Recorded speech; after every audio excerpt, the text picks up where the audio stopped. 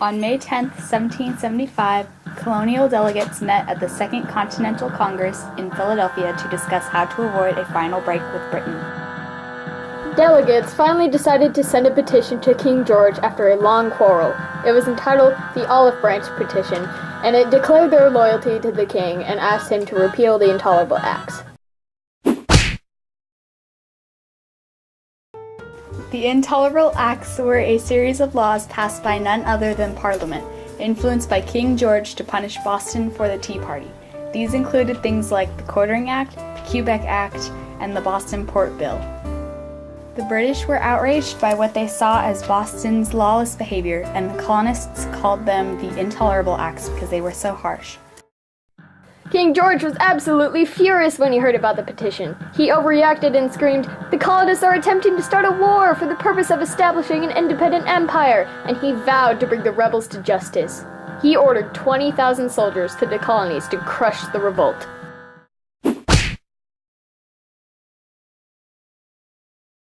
King George III's real name was George William Frederick, and he was the King of Great Britain and Ireland from 1760 to 1820. He ascended to the throne just after the French and Indian War came to a halt, but he was a big mistake.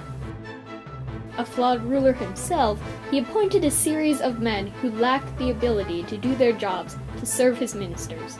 Inconsistency in governmental policy became known, and under George Grenville, the Stamp Act was ensued upon colonists.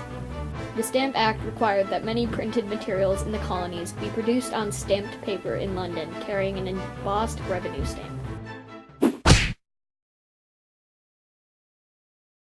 George Washington was commander-in-chief of the Continental Army and, being the son of a prosperous planter, was raised in colonial Virginia. 2 years after the war, he became America's first president, and, less than 3 years after leaving the office, died at his Virginian plantation, Mount Vernon, at the age of 67. The British entered the war with many advantages, but the Patriots had their strengths also. Many of them owned their own rifles and were good shots. Their leader, George Washington, developed into a great leader. The British had their advantages too. They overpowered the Continental Army by nearly 3-1. Let's break it down. Advantages of the Patriots included most of them owned their own rifles and were great shots from experience. The Patriots fought for their own land and their own pride to be free from Britain. And eventually, George Washington turned into a great commander. The British advantages included they had a greater amount of supplies, they had a greater amount of troops, supporters, and the best navy in the world, and their army was willing to enlist in the army for long periods of time. But both sides also had their weaknesses.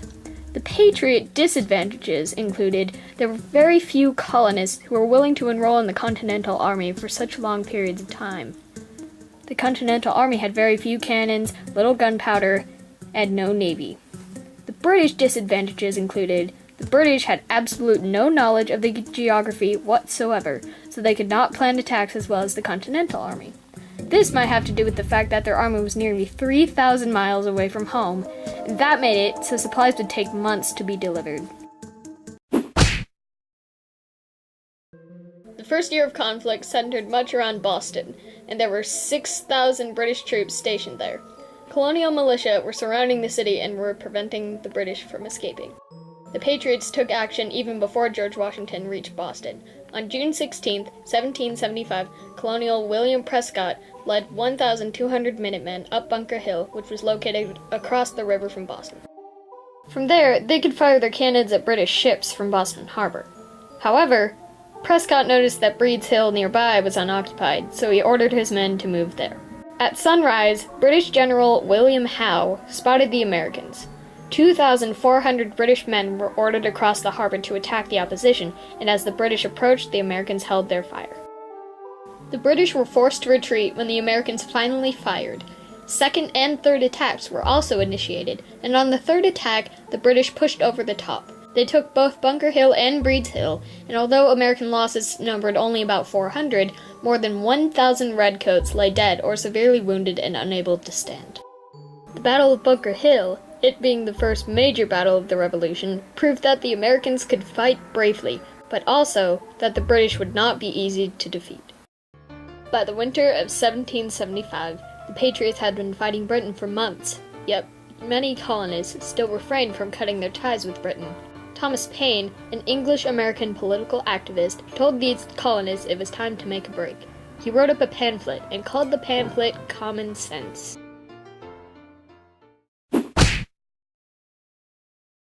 When 1776 finally rolled around, most colonists did not believe in the fact that Parliament had the right to make laws for the 13 colonies.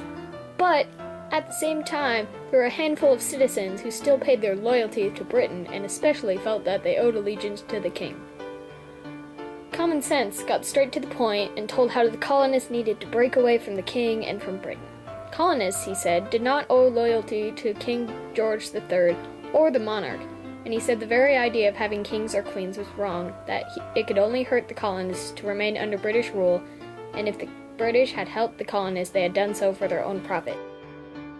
In England, a king hath little more to do than to make war and give away, which in plain terms is to impoverish the nation.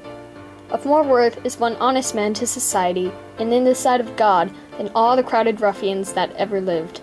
Thomas Paine, Common Sense, 1776. One morning of June 1776, Daniel McCurtain caught a glance out the window and was startled when he realized mass of ships were heading his way. It turns out he had witnessed the arrival of a large British fleet in New York, and aboard the ships were General Howe and thousands of soldiers. Thus marked the start of a new chapter in the war. In mid-1776, the heavy fighting shifted its focus to the Middle States, and there, the Continental Army suffered through some of the worst days of the war. In London, British officials were concerned by the army's failure to crush the rebels. In early 1777, John Burgoyne, a British general, presented them with a new plan for victory. He ordered 3 of his armies to march on Albany, New York, from different directions. King George III almost abdicated, or relinquished the throne, when the British lost.